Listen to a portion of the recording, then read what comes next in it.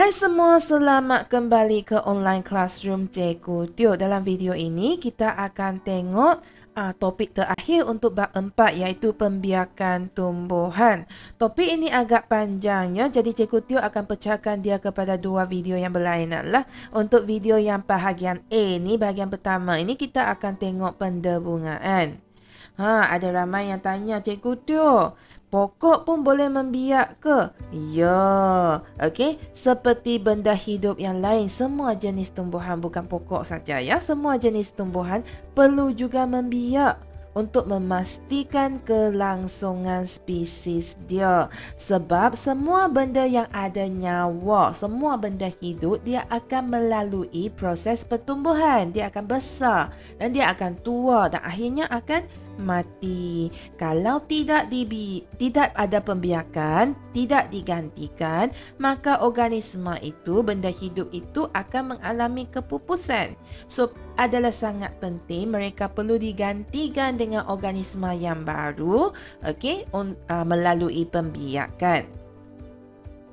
Bunga merupakan satu struktur atau elemen yang sangat penting dalam pembiakan tumbuhan. Kita tengok beberapa struktur bunga dulu. So, ini adalah bahagian ranggi, iaitu bahagian yang paling cantik untuk bunga itulah, iaitu kelopak bunga lah yang biasanya berwarna-warni. Dia akan menarik perhatian serangga dan haiwan. Kat bawah ini pula adalah sepal. Biasanya berwarna hijau dan berfungsi untuk melindungi bunga pada peringkat kuduk. Pernah tak awak cuba perhatikan dengan teliti apa yang ada di dalam bunga tu? Kalau kita buang semua ranggi ini, di dalam tu sebenarnya ada lagi bahagian-bahagian lain. Jom kita tengok. Yang atas ini, yang ini. Ini dinamakan sebagai anther. Dan kat bawah dia sikit ini dinamakan sebagai filamen. Anther dan filamen bersama-sama akan membentuk stamen.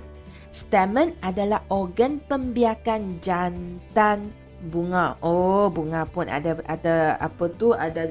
jantina ya. Dia ada juga jantan dengan betina. So stamen adalah organ pembiakan jantan untuk bunga itu yang terdiri daripada anther dengan filamen. Macam mana pula dengan organ pembiakan betina untuk bunga? Bahagian ni. Kita ada stigma. Stil yang panjang kat tengah-tengah tu. Ovari sama nama dengan bahagian yang kaum wanita ada juga ya. Dan juga ovule. Semua ini akan membentuk pistil. So pistil ini adalah organ pembiakan betina bagi bunga. Yang terdiri daripada stigma, stil, ovari dan juga ovule. Kita tengok ada dua jenis bunga. Boleh teka tak apakah dua jenis bunga tu? Ramai anak murid Cikgu Teo akan kata, Cikgu saya tahu, mesti bunga jantan, bunga betina. Pandai. Pandai. Tapi tidak sepenuhnya, tidak tepat sepenuhnya.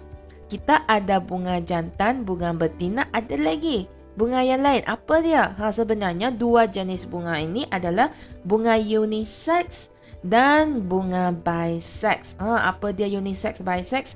Uni maksudnya satu. Satu seks sahaja, satu jantina sahaja. Maksudnya dalam satu bunga itu dia sama ada stamen atau dia ada pistil sahaja. Dia tak ada kedua-duanya. So kalau dia ada stamen, dia adalah bunga jantan. Sebab stamen adalah organ pembiakan jantan bagi bunga. Kalau dia ada pistil sahaja, itu adalah bunga betina. So contoh bunga unisex yang ada pokok ataupun tumbuhan yang ada bunga unisex ini adalah pokok betik dan pokok jagung. Kalau bisex, bi maksudnya dua. Maksudnya dalam satu bunga, dialah jantan, dialah betina. Dua-dua organ pembiakan jantan dan betina boleh dijumpai dalam bunga yang sama. So dalam bunga yang sama itu dia ada kedua-dua bahagian pembiakan jantan dan betina, iaitu dia ada kedua-dua stamen dengan pistil. Sebenarnya kebanyakan bunga yang ada adalah bunga bisex. Okey, so kita tengok contoh ya.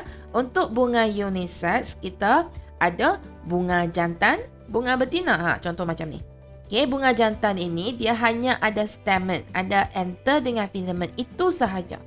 Okey, tak ada pistil. Untuk bunga betina dia ada stigma, stil, ovary dengan ovule, iaitu pistil. Okey, dia ada bahagian ini sahaja, dia tidak ada stamen. So dia ada bunga jantan, sama ada jantan atau betina. Ini ialah bunga unisex. So kita tengok contoh ya.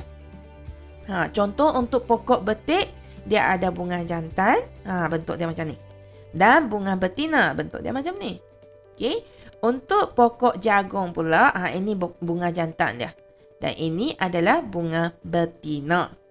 Macam mana pula dengan bunga bisex? Bunga bisex dua-dua ada. Okey, dalam bunga yang sama ada stamen, iaitu ada anther dengan filament, dan ada pistil, ada stigma, stil, ovary dengan ovule. Ini adalah bunga bisex. Okey. Lepas tu kita akan tengok pendebungaan, iaitu topik kita hari ni lah. Apa dia pendebungaan? Pendebungaan ialah proses kita pindahkan. Kita ambil butir debunga yang matang daripada anther ke stigma. Apa dia anther, apa dia stigma? Kita tengok balik. Tengok gambar kat bawah ni. Anther adalah salah satu bahagian daripada stamen, daripada organ pembiakan jantan. Dari sini, okey, butir debunga akan pindah ke stigma, iaitu organ pembiakan betina untuk bunga tersebut. Okey. So anther yang matang, anther ni yang sudah matang, dia akan pecah dan bebaskan butir debunga yang akan tersebar sama ada ke atas tanah ataupun dibawa oleh ejen pendebungaan ke stigma bunga. Amboi, bunga pun ada guna ejen-ejen semua nah. Sekejap lagi kita akan tengok apa rupa bentuk ejen dia, siapakah ejen pendebungaan ini. Jadi pendebungaan pun ada dua jenis. Okey, satu adalah pendebungaan sendiri. Satu lagi ialah pendebungaan kacuk. Cikgu rasa perkataan ini ramai pernah dengar kan, kacuk. Apa dia pendebungaan sendiri? Pendebungaannya sendiri syarat dia daripada pokok yang sama. Okey, daripada pokok yang sama. Sama ada, tak kisahlah dia daripada bunga yang berbeza. Okey, daripada bunga A ke bunga B. Tapi dua-dua bunga A dan bunga B ini daripada pokok yang sama. Ataupun dalam bunga yang sama saja. Okey, butir debunga dia dipindahkan dari stigma ke dari anther ke stigma. Okey, daripada anther ke stigma pada bunga yang sama, pokok yang sama, ataupun daripada anther satu bunga ke stigma bunga yang lain tapi daripada pokok yang sama. So itu namanya pendebungaan sendiri. Dia daripada pokok yang sama. Itulah syarat dia. Kalau pendebungaan kacuk, dia mesti dua pokok yang berlainan. Kalau dua pokok yang berlainan, bunga pun mestilah berlainan. Okay, so dia daripada satu bunga, okay, dari pokok A, butir debunga dia akan dipindahkan ke stigma untuk bunga dari pokok B. Kalau dia daripada dua pokok yang berlainan, melibatkan dua pokok yang berlainan, maka pendebungaan ini dinamakan sebagai pendebungaan kacuk. Apa dia ejen pendebungaan? Ejen pendebungaan adalah sesuatu yang membawa butir debunga itu daripada anther ke stigma. Contoh dalam gambar ini adalah serangga, adalah rama-rama ni. Jadi butir debunga ni lekat kat kaki serangga, daripada bunga A, dan bila dia terbang, dia pergi ke bunga B, butir debunga itu sudah dipindahkan ke stigma di sini. Jadi dia sudah menjadi ejen. Ejen pendebungaan untuk bunga A dan B ini. So kita tengok ada beberapa jenis ejen, bukan serangga saja ya. Kita tengok yang pertama sekali haiwan dan serangga lah, seperti contoh yang kita baru saja tengok sebentar tadi. So untuk haiwan dan serangga, butir debunga biasanya akan lekat pada paruh atau badan haiwan atau kaki dia. So apabila serangga ini hinggap di atas bunga untuk hisap nektar nektar, butir berbunga akan lekat pada kaki dan badan serangga yang berbulu.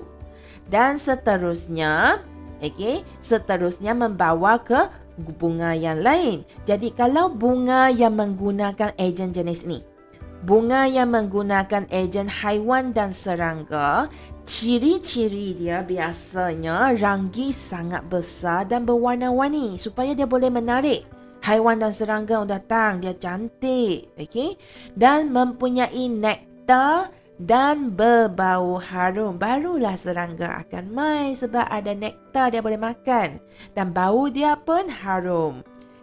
Hasilkan butir berbunga yang kasar dan melekit, baru senang dia lekat kat badan serangga tersebut. Contoh bunga yang didebungakan oleh haiwan dan serangga adalah seperti durian, rambutan, betik, bunga raya, bunga matahari dan bunga ros. Kebanyakan bunga ni sebenarnya dia harum, dia besar, dia berwarna-warni, dia ada nektar dan butir berbunganya kasar dan melekit supaya senang dibawa lah. Ejen yang satu lagi, dia bukan haiwan, dia bukan serangga, adalah angin. Angin pun boleh jadi ejen. So macam mana? Butir berbunga yang ringan akan ditiup oleh angin dan sampai ke stigma bunga. Sama ada bunga yang sama atau bunga yang lain. Sama ada pendebungaan sendiri atau pendebungaan kacuk. So apakah ciri-ciri bunga jenis ini? Dia tak perlu cantik lah, tak perlu warna-warni lah. So biasanya bunga jenis ini yang guna ejen angin, dia berwarna putih atau pudar sahaja. Stigma dia kena panjang dan berbulu lah supaya senang ditiup angin, dan juga menerima butir berbunga yang dibawa oleh angin. Stigma menerima butir berbunga, jadi dia panjang dan berbulu supaya dia dapat menerima dengan cepatlah, dia boleh tangkap. Lepas tu butir berbunga yang dihasilkan biasanya dalam bilangan yang sangat banyak. Banyak, kecil, licin dan ringan supaya senang dibawa oleh angin. Filamen dan stil panjang. Filamen dan stil yang panjang. So contoh bunga yang didebungakan oleh angin adalah jagung, rumput dan padi. Jadi tadi kita tengok dua jenis pendebungaan kan. Kita ada pendebungaan sendiri dan pendebungaan kacuk. Pendebungaan kacuk ini biasanya selalunya membawa banyak kelebihan. Sebab pendebungaan kacuk ini dia gabungkan bahan genetik daripada dua pokok yang sama spesies. Jadi pendebungaan kacuk ini dia boleh pastikan hasil dia, anak dia, hasil kacukan dia akan mewarisi sifat yang baik daripada kedua-dua induk. Daripada kedua-dua mak ayah dia lah, lebih kurang macam tu lah. So apakah kelebihan yang ada? Yang pertama sekali, pokok lebih sihat. Dan dapat menyesuaikan diri dengan persekitaran. Kedua, tanaman mempunyai variety yang baru sebab dia datang daripada dua pokok yang berlainan. Dan biji benih dia pun lebih berkualiti. Dan akhir sekali, pokok yang baharu ini dia ada daya tahan yang lebih tinggi terhadap perosak dan penyakit. So dia tidak akan sakit dengan senang lah. Dia susah sikit lah dapat penyakit. So bagus lah. So itu kelebihan pendebungaan kacuk. Dekat Malaysia, pendebungaan kacuk ini sebenarnya dah wujud lama dah. Dia bukan satu benda yang baru. Teknik ini digunakan secara meluas untuk menghasilkan tanaman yang lebih baik, kualiti dia lebih tinggi. Jadi ini adalah contoh. Ini jadual ni sebagai rujukan awak lah. Dekat kelapa sawit, betik, jagung, padi, kita semua kita guna teknologi pendebungaan kacuk ini. Untuk menghasilkan hasil tanaman yang lebih berkualiti. Jadi itu sahaja daripada Cikgu Teo dalam video ini. Kita jumpa lagi dalam video yang seterusnya ya. Bye. Kalau awak telah belajar sesuatu yang baru hari ini, jangan lupa untuk like dan subscribe ya.